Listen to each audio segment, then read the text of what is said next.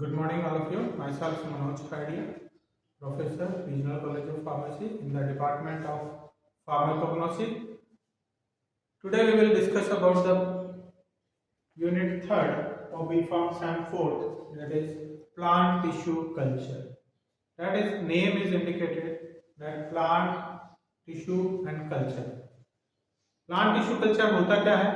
ये एक टेक्निक होती है जो एसेप्टिकली इन विट्रो कंडीशन में एक लेबोरेटरी में अपन एक छोटे से प्लांट का पीस लेके उससे अपन इसको एक पूरा होल प्लांट अपन लेबोरेटरी में डेवलप करते हैं।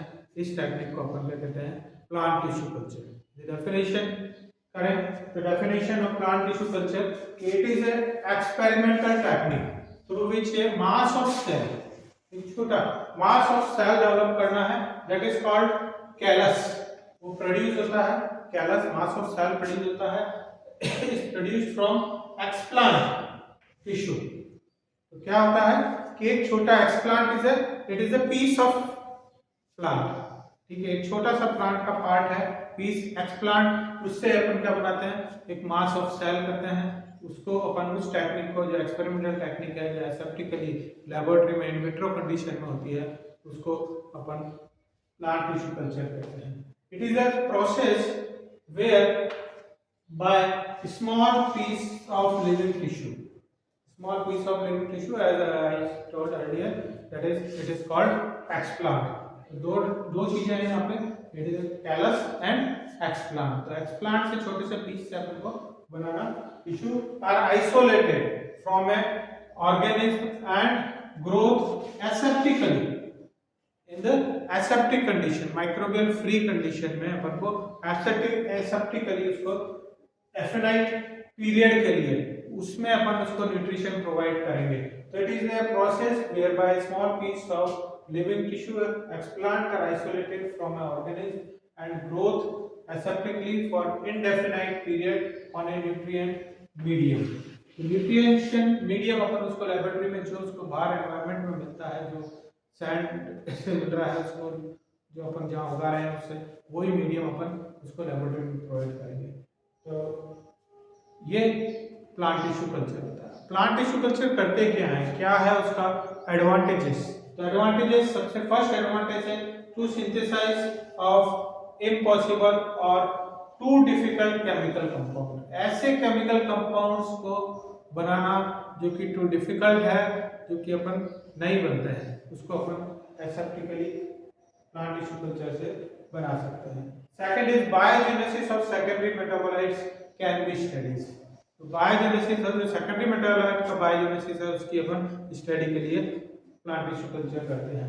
Third is culture cell. Cell culture के लिए free from any microbial contamination, जो कि फ्री फ्रॉम होगा, कोई भी जो सेल बनती है वो क्या होगी? माइक्रोबियल कंटामिनेशन से फ्री होगी। इसके अलावा आगे का अपन देखेंगे